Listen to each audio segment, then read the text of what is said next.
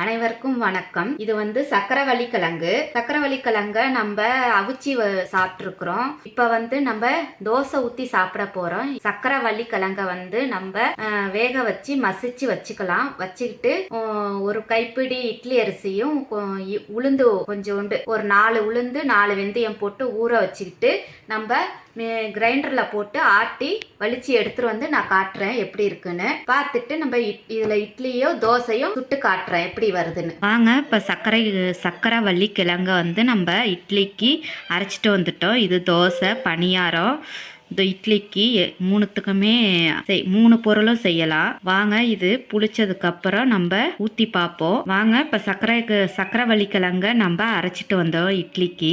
இது பணியாரமும் சுட்டுக்கலாம், ஆப்ப சுட்டுக்கலாம், தோசை சுட்டுக்கலாம். இது சின்ன பிள்ளைங்க இப்ப வெவிச்சு தந்தா யாரும் சாப்பிட மாட்டாங்க இந்த காலத்து பிள்ளைங்க. அதனால இட்லி தோசைன்னா நம்ம செஞ்சு கொடுத்துட்டோம்னா அதுல நம்மளுக்கு சத்தும் கிடைக்கும். தோசை இட்லி விரும்பி சாப்பிடுவாங்க. அதனால தான் இந்த மாதிரி செஞ்சு காட்டுறேன்.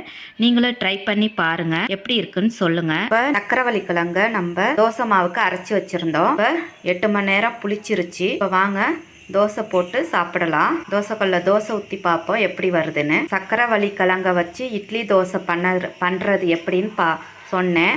அதை அரைச்சி வச்சுட்டேன். அரைச்சி வச்சு 8 மணி நேரம் ஆயிருச்சு. 8 மணி நேரம் ஆனோன்னா வாங்க தோசை ஊற்றி பார்ப்போம் எப்படி வருதுன்னு. அடுப்பில் தோசைக்கல்லை வச்சாச்சு. தோசைக்கல் காஞ்சோன்னே மாவு ஊற்றி பார்ப்போம்.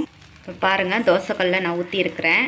நம்ம மெல்லிசாலாம் ஊற்ற முடியாது, கொஞ்சம் குண்டாக தான் ஊற்ற முடியும். நல்லா சூப்பராக பந்து போல் வந்திருக்கு. நான் திருப்பி போடுறப்ப காட்டுறேன். இப்போ ஊற்றுறப்ப மாவே நல்லா சாஃப்டாக நல்லா வாசமாக இருக்குது. சக்கரவள்ளி கிழங்கு இப்போ இருக்கிற பிள்ளைங்களாம் சாப்பிட மாட்டுறாங்க. இப்படி தோசையாக நம்ம ஊற்றி தந்தோம், பணியாரமாக ஊற்றி தந்தோம்னா விரும்பி சாப்பிடுவாங்க. ட்ரை பண்ணி பாருங்க. சக்கரவள்ளி கிழங்குல நம்ம தோசை போட்டு எடுத்துட்டு வந்துட்டோம். நல்லா இருக்கு, ஸ்வீட்டாகவும் இருக்கு. ஆனால் மெல்லிசா நம்ம ஊற்றி சாப்பிட முடியாது. கொஞ்சம் குண்டு குண்டாக ஊற்றி நல்லா மொத்தமாக ஊற்றி சாப்பிட்டா நல்லாயிருக்கும். பணியாரமும் சுட்டு சாப்பிடுங்க, நல்லாயிருக்கும். நல்லா பொசு பொசுன்னு நல்லா பந்தாட்டம் இருக்குது. தோசை நல்லா இருக்குது. ட்ரை பண்ணி பாருங்க எப்படி இருக்குன்னு சொல்லுங்க. லைக் பண்ணுங்க, ஷேர் பண்ணுங்க, கமெண்ட் பண்ணுங்க, சப்ஸ்கிரைப் பண்ணுங்க. தேங்க்யூ.